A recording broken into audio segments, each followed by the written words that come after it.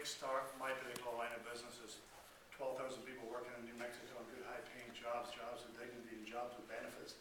In the movie business right now, there was 75 of us back in 2002, and he was a large part of it, and I appreciate it. And you know, elections are important, and it's important that you listen to the candidates, it's important that you listen to all the candidates, and you know, you make an informed decision, you ask intelligent questions and everything else, but, you know,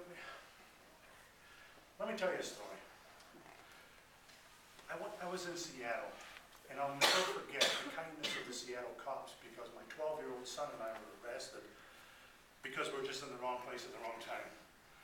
We weren't breaking the windows of Starbucks or anything else, but a lot of us were just in the wrong place at the wrong time. I'll never forget the kindness of the Seattle cops, because they handcuffed me to my son. They took the white bands and they handcuffed us together, because the cop says, you don't want this 12-year-old kid with Judy. And my son is now studying to be a lawyer, and he's up working with Brian Schweitzer in Montana, and because he never forgot that. He never forgot that experience. And as we sit here tonight in this nice hall, there's kids over there on the campus of UNM at Camp Coyote who are doing our work for us. Because elections are important, but they've never changed anything. And we will not change anything with this election.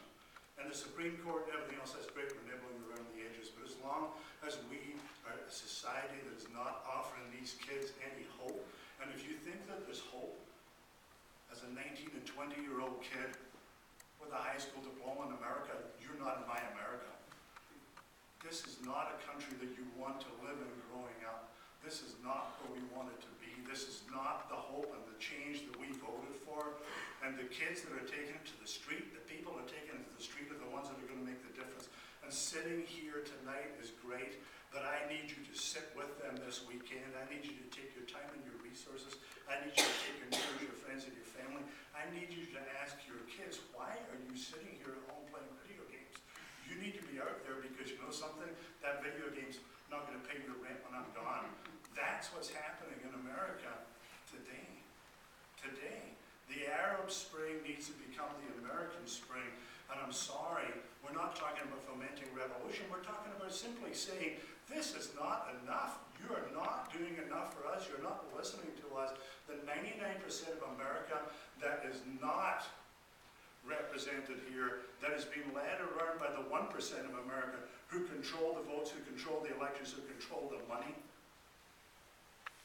This is too much for us. We need to stop this. When our houses are being foreclosed on, we need not to move out when the sheriff shows up. We need to stay in our houses. What do you want my house back to sit there for 2 years for? 3 years, 4 years, you're never going to sell this. Why do I have to move? I didn't screw this thing up. The workers of America didn't screw this thing up. Bank of America screwed this thing up. They turn around and they blame the workers of this city here in Albuquerque for everything is wrong in Albuquerque. How can we blame Citibank? Why are we still continuing to do this? How many of us continue to bank with Bank of America or Wells Fargo? How many of us carry an American Express card in our pocket and give them money day after day after day? The same banks that now say, we're going to charge you $5 to take your own money every month out of the bank, and we still bank with them. What are we doing? What are we doing? Wake up, America. Why are we doing this? I don't understand this. It's okay. But we're told it's okay, and we listen. What exactly are we? Are we a nation of sheep? Yeah. How did we get to this situation?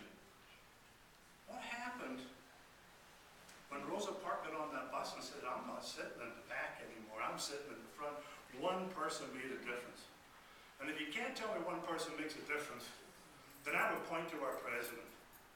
And if you can't tell me 1,000 people make a difference in New York, then you're not with them, because that's why there's only 1,000. We need 1,000 people in the streets of Albuquerque this weekend, and then 5,000, and then 10,000, and I would challenge you that this is the time.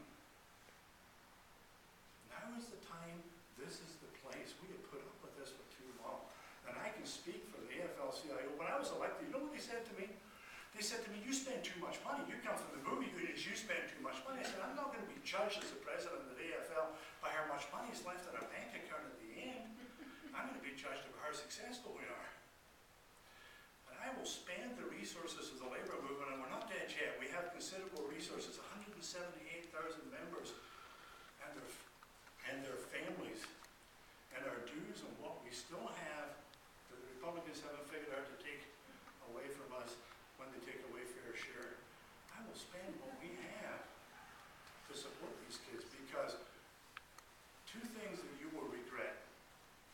If this is the start of something bigger, you will regret not being there. You will regret not being able to tell the glorious stories that those of us who are going to be there will be able to tell. You will regret that. And the other thing is, if this is not, you will regret you weren't there. Because that's why this won't happen. This won't happen because we won't take the 1,000 and turn it into 10,000 and turn it into 100,000. We need, you remember the old runs in the bank? You all watch their, what's that, It's a Wonderful Life? Wouldn't it be a wonderful time that the rest of us that haven't yet got our, I'm not going to regret having given away my Wells Fargo bank account, because we should march as one bank at a time, and go down there and demand our money back. Demand the money they're stealing from us, because they're not putting it back into the economy. You know who they blame? Us. They blame everything that they've got. They blame Dodd-Frank. They blame every reason. You know why? It's because they want to sit with their money overseas and wait till we come around and we roll over and present our pink bellies and give them 5% taxes to bring the money back. Really? That's what they want. That's what they're trying to do.